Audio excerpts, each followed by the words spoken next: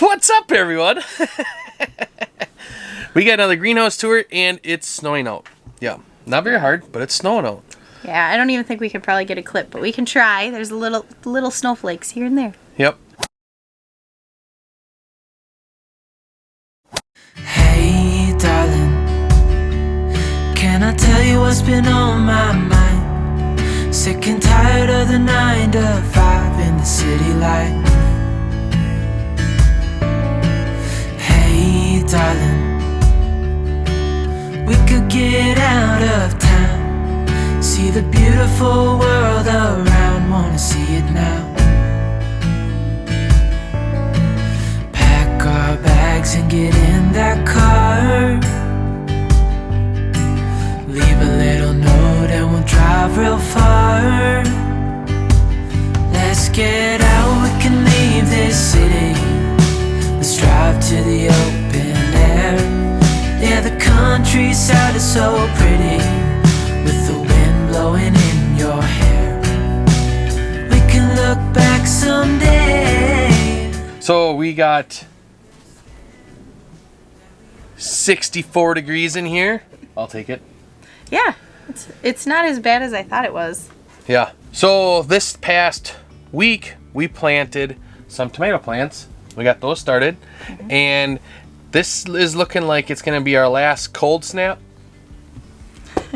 Knock on wood. Yeah, so hopefully by next week, we'll be planting in the garden. Yeah, we're going to get onions going for sure.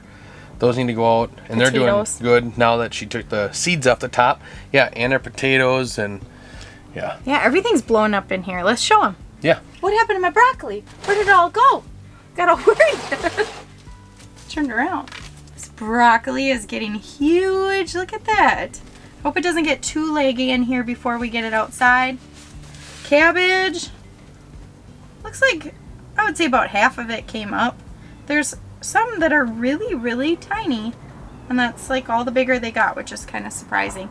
We're planning on doing cabbage early in the garden this year and later towards the fall in the garden. So I have a couple different varieties we're going to try this year. So this is the early Jersey cabbage. So that should be good for our early season. Most of the onions look really happy after taking those seeds off the top.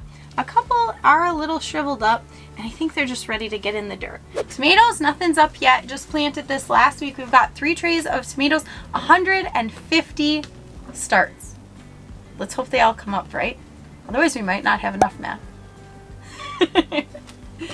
We did 2 small pull cherry tomato plants, 48 of, I think they're a San Marzano, I might not be pronouncing that right, San Marzano, kind of like aroma tomato. So hopefully those we're planning on canning whole, just because it's so easy to can those small tomatoes whole.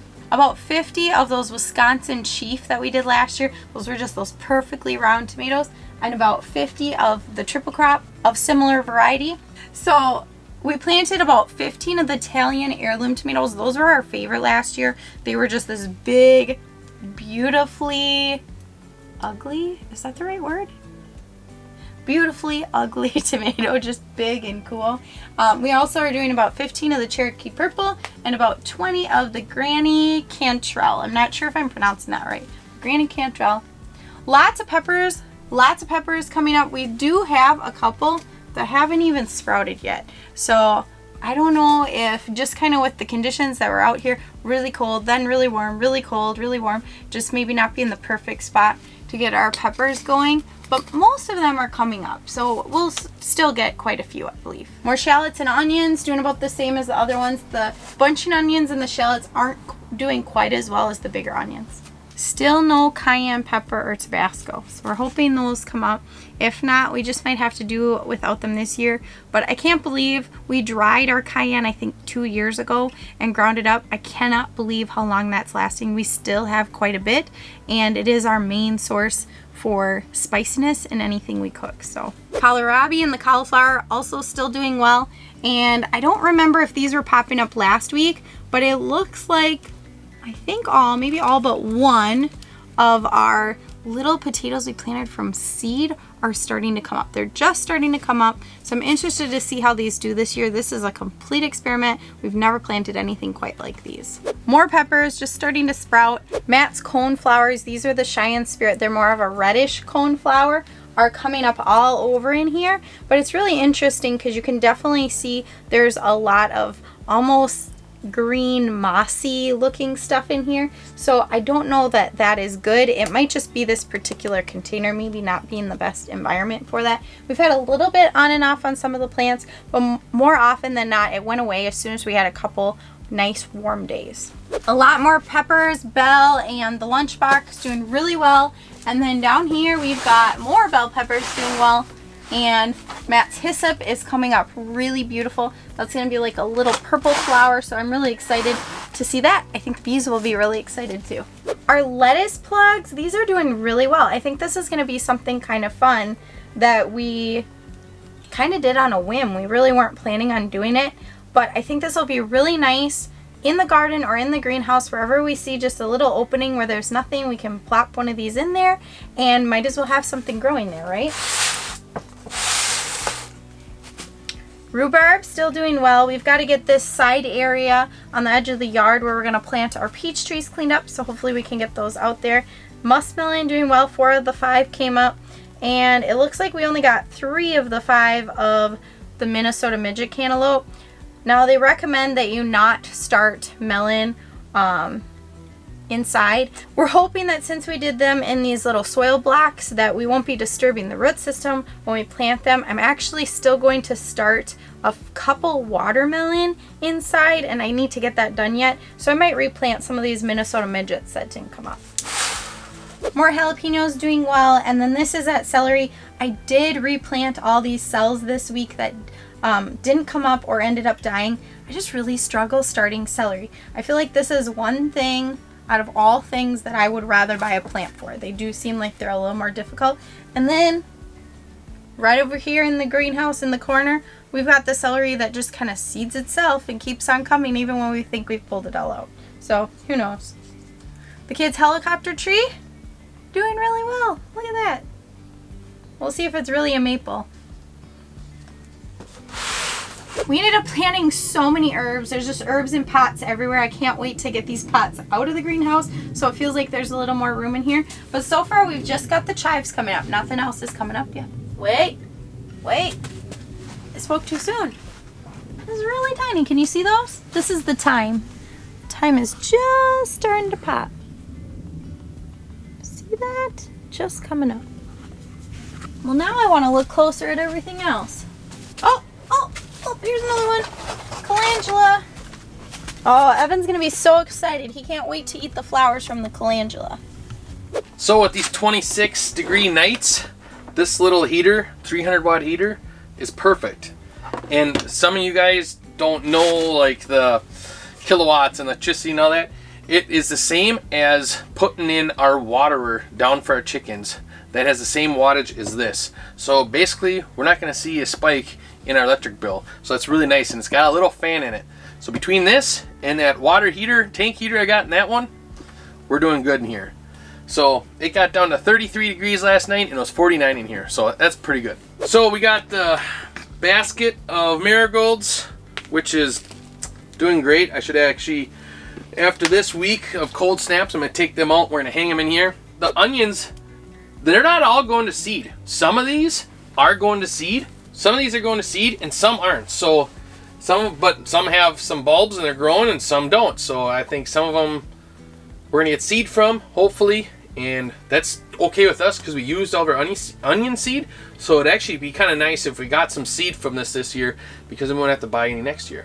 So I'll take it. And then we have the collards. It just feels like they're struggling. Like they're not really popping like everything else is. So I don't know what's the deal with that. It's like they're stunted and they haven't gone past that little part. But we'll just give it some more time and hopefully they pop through. The carrots, on the other hand, these are the Paris Market carrot. And yes, they only get like that big. They're little stubbies. But they really shot up. The greens did. So I'm hoping that we're doing good with the carrots and they're doing very well underneath the soil. The kale is doing really well. That's really been growing fast. And we haven't cut any yet to put in our eggs. In the mornings, we're waiting just a little bit more, but by the looks of it, I don't know if we have to wait anymore because it looks like it's pretty lush to cut up already. The other pot, hanging pot of marigolds, is doing very well and growing fast. And we also have the radicchio back here. Whoa, wait a minute. So we have been mistaken a weed for radicchio. So this is what it's supposed to look like. And that's definitely not it. That is a weed. So we're going to get that taken out. And now I'm going to be determined to grow this stuff. We failed twice. Third time's the charm. I think this whole area is kind of cool because you got the carrots growing from that little rascal that was eating the seeds. So you got random carrots, and then you have the mustard seed, and the vitmachi's in between all of it. It's kind of cool. Just kind of a mess of food. So it's always a good problem to have, right? This celery is a special kind of celery. And if you'd like to seed, you can call this number on the bottom of the screen, and I'll send you some seed. I'm kidding. This stuff is pretty hardy stuff because we pulled it all, and then there must have been some seed left over, and it started growing. So we have celery stock coming up right here. So, well, at least we're gonna have celery for our tomato mix once we get honey from our bees and make mead and, you know, do that whole thing. The turnips are creating their little turnip bulbs, so these are doing good. I really am curious what the greens taste like, but I'm also excited for the turnips because I think the turnips are gonna be like the radishes when you fry them up in the pan, cut them up in little chunks. I think it'll be really good. This just exploded. We came out here for lunch and we cut this area, just these two, off, and look at this. Like, we didn't even dent it. From last week, from I think it was Thursday when we came out and cut from this section, it already grew back and we could cut it again. This is amazing. I'm really happy, and it's showing me and Sarah that we have to let, and hopefully some other people, let this grow to a decent size before we start cutting it, because it really snaps back really fast and you have way more food, because we were cutting it way too early, for sure. So the spinach, we can't stay on top of it. We do eat a lot of spinach, and it's mainly like warm it up in the pan and then throw the eggs in there. But we also, we're going to have supper tonight, and I'm making burgers and brats, and we're going to use the leaves from the spinach, and we're going to use them as wraps because they're so big. But I'm thinking if we can't get this down a little more, we might have to start cutting it so it doesn't go to waste and then freeze it. So we'll have to look into that. I think you have to blanch it before you freeze it, but something we'll have to look into, and I think we're better off freezing some of this so it doesn't go to waste.